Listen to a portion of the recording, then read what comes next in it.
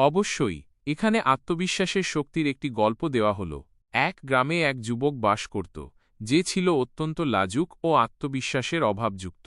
সে সবসময় নিজেকে অন্যদের থেকে ছোট মনে করত এবং কোনো কাজে সফল হওয়ার সাহস পেত না। একদিন গ্রামের এক জ্ঞানী ব্যক্তি তাকে বললেন, তোমার মধ্যে অসাধারণ শক্তি লুকিয়ে আছে, যা তুমি এখনও আবিষ্কার করনি। যুবকটি অবাক হয়ে জিজ্ঞাসা করল, কিভাবে আমি সেই শক্তি খুঁজে পাব?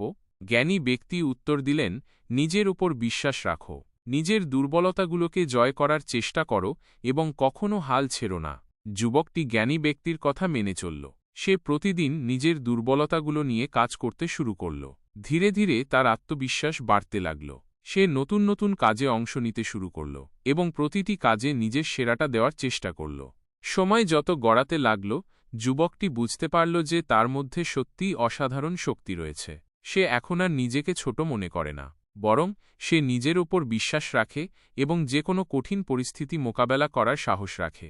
এই গল্পের নৈতিক শিক্ষা হল, আত্মবিশ্বাস হল সাফল্যের মূল চাবিকাঠি। নিজের ওপর বিশ্বাস রাখলে যে কোনো বাধা অতিক্রম করা সম্ভব। কখনো হাল ছেড়ে দেওয়া উচিত নয়। নিজের দুর্বলতাগুলোকে জয় করার চেষ্টা করা উচিত। নিজের মধ্যে লুকিয়ে থাকা শক্তিকে আবিষ্কার করতে হবে।